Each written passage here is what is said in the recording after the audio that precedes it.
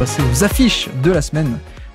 Et je crois que tu voulais parler notamment, on peut commencer par ça, par le New York Golden State qu'on a vu cette semaine et qui était la revanche d'un match qu'on a vu aussi il y a 10 jours 2 semaines. Ouais, il y a 2 semaines, quelque chose comme ça. Et c'est vrai que New York est une équipe quand même vachement chouette à suivre cette saison. Enfin, ça fait 2 saisons d'ailleurs depuis Brunson, entre guillemets, et Thibodeau. Et je trouve que c'est quand même souvent des matchs hyper intéressants et ils ont tu vois, structurellement, ils sont pas parfaits. Et du coup, il y a toujours un petit peu des ajustements tactiques ou des façons de jouer qui diffèrent d'un match à l'autre, parce que du coup, ils ont toujours besoin un petit peu de corriger ces problèmes-là. Et en plus, là, il y avait pas mal de blessés. Et moi, il y a 2 choses que j'avais un peu remarquées sur ce match-là. C'est déjà la fréquence de tir, les zones qui ont été utilisées, qui a beaucoup changé par rapport au match d'avant. Sur le match d'avant, ils sont beaucoup allés au cercle contre les Warriors et ils avaient une très très mauvaise réussite au cercle contre les Warriors. Il y avait cette défense de Draymond Green en fait qui restait un petit peu dans la peinture pour bloquer les lignes de drive de Brunson, et du coup ils avaient vraiment eu du mal offensivement au premier match New York. Alors que là, il y a 2 choses qui ont vraiment changé. La première, du coup, c'est la fréquence. Ils ont beaucoup pu utiliser le short mi-distance, la zone du flotteur, que ce soit Brunson, que ce soit Josh Hart, que ce soit Hartenstein. Ils ont beaucoup utilisé cette zone-là en fait pour du coup punir les Warriors qui leur offraient en fait cette zone libre et qui protégeait surtout l'arceau.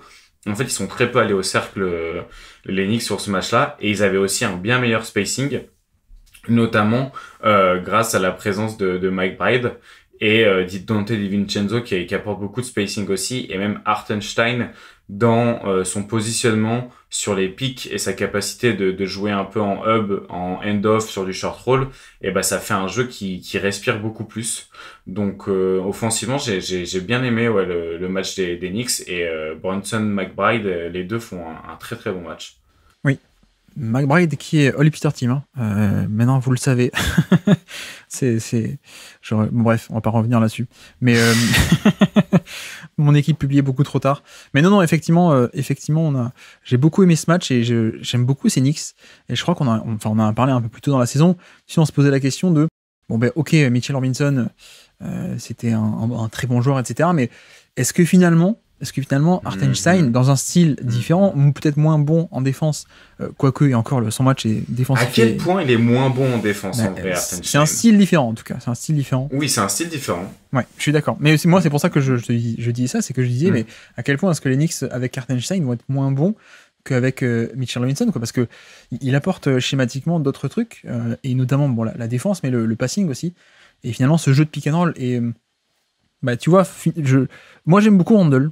En tout cas, ce qu'il peut apporter, ce côté initier de l'attaque de manière un peu différente, pouvoir cibler des match-ups. Donc j'aime bien Randle. J'aime bien Robinson aussi, avec un côté un peu très spécialiste, mais du coup pas un peu très, mais très spécialiste de rebond offensif, de finition de verticalité. Effectivement, c'est bien, plus la défense de drop ou autour du panier, le rebond défensif, etc. Mais tu vois, je me dis, finalement, c'est Knicks sans Randle et son attaque, sans Mitchell Robinson et sa verticalité, etc. C'est Knicks de pick and roll avec Brunson plus Hartenstein, qui est un des meilleurs pivots passeurs connecteurs de NBA, plus justement 3 ou 4 connecteurs autour, des Josh Hart, des Vincenzo, des McBride et autres. Finalement, ces Knicks-là, ils me plaisent quand même beaucoup, quoi. Ouais, en plus, le truc qui est assez stylé, c'est qu'ils ont perdu Grimes et Quickly, qui étaient des joueurs super à plug and play, et ils en ont retrouvé d'autres. Et grâce à ça, ils ont aussi, grâce à ces joueurs qu'ils ont échangés, ils ont des Bogdanovic, ils ont Burks, il y a aussi Anunoby qu'on a dit qui est blessé. Mais en fait, ils ont gardé un petit peu un niveau de connecteur, et ils ont des finisseurs aussi qui peuvent venir rajouter dans certaines line-up. Et l'équipe est vraiment, l'équipe au complet est vraiment super complète. Ça veut absolument rien dire, merci. Mais très polyvalente, je trouve, et a vraiment des profils offensifs très différents qui peuvent bien fitter les uns avec les autres en plus. Ouais. Alors, ça fait du bien quand McBride, qui est plutôt un shooter correct bon, on va dire, oui, mais tout. Oui, mais alors, les catch and shoot, ok. Bon, déjà, les catch and shoot qu'il a pris, il les met pas tous, mais en plus, donc McBride qui met même des pull-ups, sur isolation face à Draymond Green. Bon, ça, il le mettra pas tout le temps et c'était pas prévu, mais de manière plus générale, Je pense que il faut se rendre compte à quel point cette équipe, en 2 ans, en fait, avec Brunson, elle est complètement métamorphosée. Faut se souvenir, hein, en 2022, déjà, encore, je veux dire, 2022, c'était Randle et son post-up et R.J. Barrett et son attaque un peu plus statique aussi, ou imparfaite. On va pas revenir sur Barrett, mais là, en 2 ans, et avec l'absence de Randle, on passe à une attaque qui... on rentre dans le 21e siècle, tu sais, j'exagère, mais c'est du pick and roll, c'est du passing, c'est de l'espace et surtout, c'est du mouvement. Pour moi, c'est ça la clé, c'est qu'on a des connecteurs, comme on aime l'appeler, donc pas forcément des gens qui vont créer le décalage, mais qui vont, avec leur mouvement et leur intelligence et leur passing, qui vont l'amplifier. Et on a exactement ça. On a le pick and roll, le créateur de base qui est Brunson, qui était à un niveau cette saison de niveau All-NBA, je pense, plus un pivot passeur à côté qui peut faire toutes les bonnes lectures dans le pick and roll aussi dès qu'il a la balle. Donc il n'a pas la verticalité, mais il a ce côté connexion. Plus à côté, donc Josh Hart, plus DiVincenzo, plus McBride et d'autres comme ça. Bah ouais, ça fait une attaque de pick and roll qui est très intéressante. Peut-être la seule déception, pour moi, c'est Bogdanovic qui pour l'instant n'est pas totalement bien intégré, je trouve, en termes d'utilisation, en termes de réussite. Voilà, je m'attendais à plus. Mais par contre, ce que j'ai bien aimé, c'est donc cette fameuse attaque de pick and roll. Mais on a eu un peu un ajustement, j'ai trouvé, par rapport au premier match où on avait un peu décrit dans l'hebdo il y a 2-3 semaines le fameux Draymond Green en spy, donc c'est-à-dire il se met un peu en ombre, en deuxième rideau tout le match, il protège pas le panier, pas en roamer, mais en deuxième rideau de Brunson, là où Brunson allait, partout où Brunson allait. Et donc là, l'ajustement, ça a été, je trouve, d'insister un peu plus sur des pick and roll où du coup on va impliquer Draymond Green. Quitte à avoir Draymond Green en 2 contre 1, autant avoir un 2 contre 2. Autant aussi ramener un poseur d'écran. Et comme ça, plutôt que d'avoir Brunson qui essaie de faire une isolation ou un post-up sur un plus petit ou sur Stephen Curry ou sur n'importe qui, et avec Draymond Green derrière qui, de toute façon, tant qu'à faire, autant venir faire poser un écran. Et donc j'ai bien aimé ça parce que ça a permis juste d'attaquer Draymond Green de manière un peu différente. C'est-à-dire que tu l'attaquais non pas en tant que joueur un peu libre en deuxième rideau qui a la liberté de venir te gêner et qui a pas de responsabilité, tu l'attaquais en tant que défenseur du pick and roll. Et tu vois, il y a des actions où je me suis dit, mais je connais très peu de meneurs NBA capable de battre Draymond Green sur un pick and roll, sur un drop du pick and roll comme Brunson l'a fait, quoi. Il y a des moves assez spectaculaires. Ouais. D'ailleurs, je crois que Draymond lui-même en a parlé ensuite. Il a dit Brunson est quand même assez génial. Mais j'ai beaucoup aimé cet ajustement de dire on va essayer un peu plus. Du coup, tant qu'à faire, vu que Draymond Green sera là, on va l'impliquer directement, quoi. On va faire venir un pick and roll. Et même en termes d'ajustement aussi, parfois, l'écran n'était pas posé. Tu vois, comme on sait qu'à Golden State, on veut plutôt ice le pick and roll, on veut plutôt empêcher d'aller au milieu et isoler les lignes de fond. Du coup, Hartenstein, il venait pas poser l'écran, juste il s'écartait un peu. Et du coup, Brunson faisait la petite pocket pass. Et ensuite, à partir de là, Hartenstein recevait la balle et pouvait attaquer le surnombre. Donc, plein de petits ajustements par-ci, par-là, mine de rien. Mais je sais pas, toi, ce que t'en as pensé. Je connaissais le résultat du match avant de le voir. Mais au final, je trouve que le match côté Warriors n'est pas si nul que ça. Et je trouve même que le match est plutôt pas mal et que les Knicks ont un peu de réussite sur ce match-là. Je suis pas sûr qu'avec une réussite un peu normale, forcément, Golden State aurait perdu, quoi.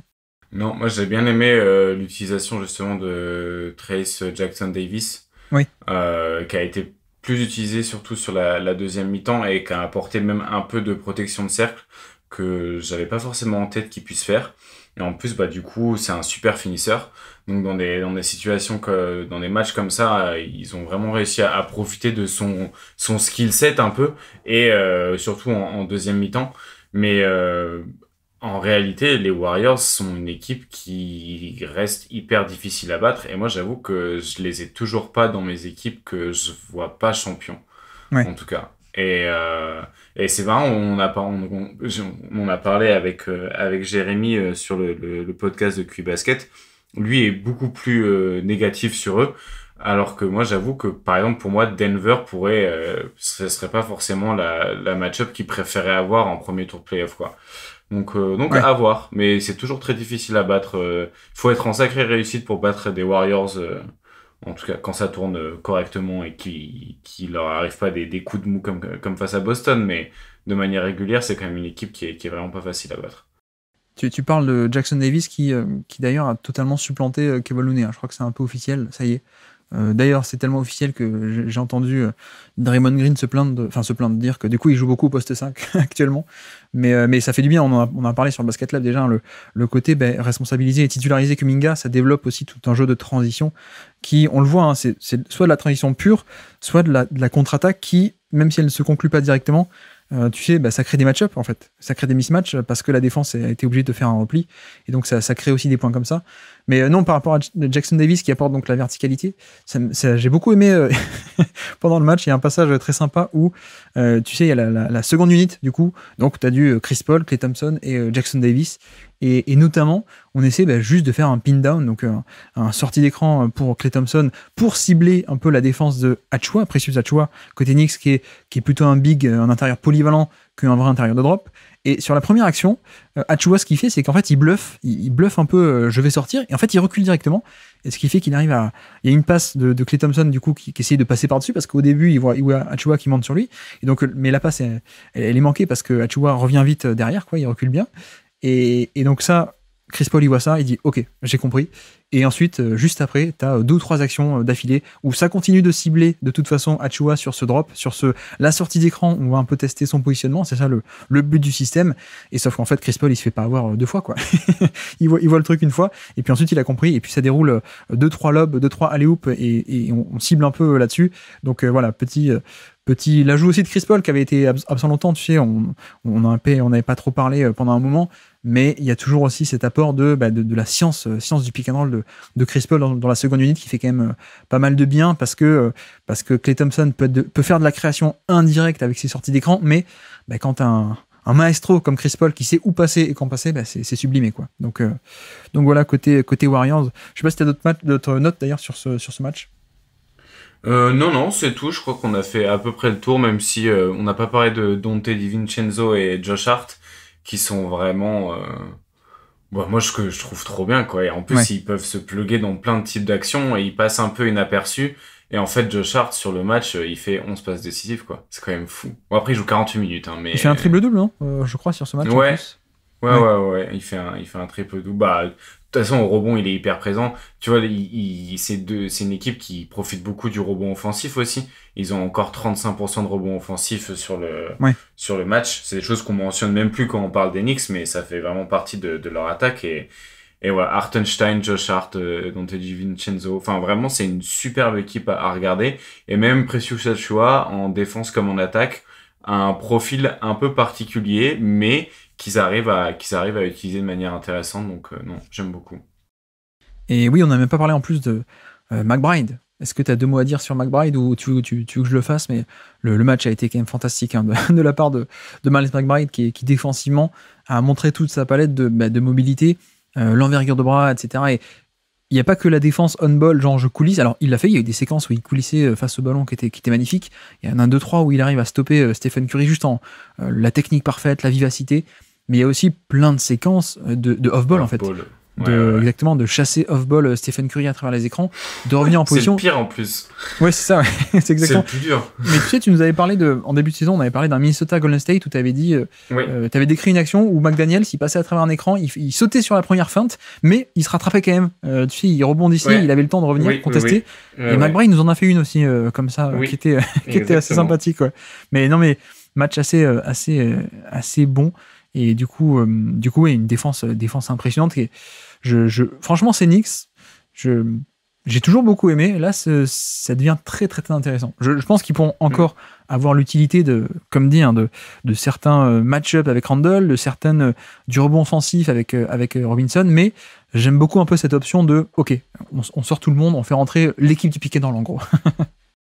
Ouais, clairement, c'est ça. T'as 3 connecteurs, un poseur d'écran, un mec qui maîtrise le pick and roll parmi les meilleurs de la ligue, et ça tourne. Et en plus, ça défend bien, parce qu'on n'a pas parlé de la défense, mais du coup, la défense fonctionne très bien aussi, parce que Hartenstein, Donte DiVincenzo, Josh Hart, McBride aussi, comme t'as dit, sont des profils qui peuvent défendre sur plusieurs schémas différents et qui concèdent peu de décalage. Ouais. Ah oui, pardon, j'ai trouvé ma dernière note. Ça m'a fait rire. Ça m'a beaucoup fait rire. Donc, il y a le fameux podcast de LeBron et JJ Redick qui est sorti, où donc il détaille une action en screen de screener, donc c'est-à-dire un shooter qui pose un écran lui-même avant d'en recevoir, screen the screener. Et donc ils décrivent ça. Et qu'est-ce qui se passe le soir même quand on a après le podcast qui nous décrit cette action et la manière de défendre, etc. Et dans le teaser, LeBron dans le podcast dit littéralement, il dit c'est très rare que l'ailier qui coupe qui utilisent le premier écran reçoivent la balle. C'est très rare parce que en général, le défenseur de la ligne de fond, le défenseur qui est sur le mec qui fait la remise en jeu, il empêche cette passe. Que se passe-t-il quelques heures après? Warriors contre Knicks, il y a un système ligne de fond, le même système, Klay Thompson qui pose un écran et Jonathan Kuminga qui va chercher le, le lay-up. Donc ça m'a fait rire, ce petit clin d'œil de l'histoire. Je sais pas si Steve Kerr a fait exprès de faire ça, mais voilà, c'était moi, voilà, je sais que je suis bizarre, mais moi c'est le genre de truc qui me fait rire, Azad. Il y a des trucs qui me font rire comme ça aussi, c'est quand il y a 2 fois le même set d'affilée avec pas la même route. Moi je sais pas, genre ça me fait rire, genre c'est toujours là genre tu sais, il y a un truc qui fait dans ma tête qui fait clic et je sais pas, ça me fait toujours sourire de me dire genre c'est parce que en plus ce que j'aime bien c'est mettre la vidéo l'une sur l'autre et t'as exactement les mêmes positions et c'est juste que c'est pas la même version du film. C'est un peu comme ces films où tu voyages dans le temps et en fait d'une partie à l'autre du film t'as quasiment le même début et t'as pas la même fin. Bah je sais pas, j'ai l'impression de voir ça quand je regarde 2 actions d'affilée qui ont le même set mais pas la même route. Donc voilà. Bon après on a un humour peut-être un peu particulier mais moi je comprends. C'est pas impossible non plus.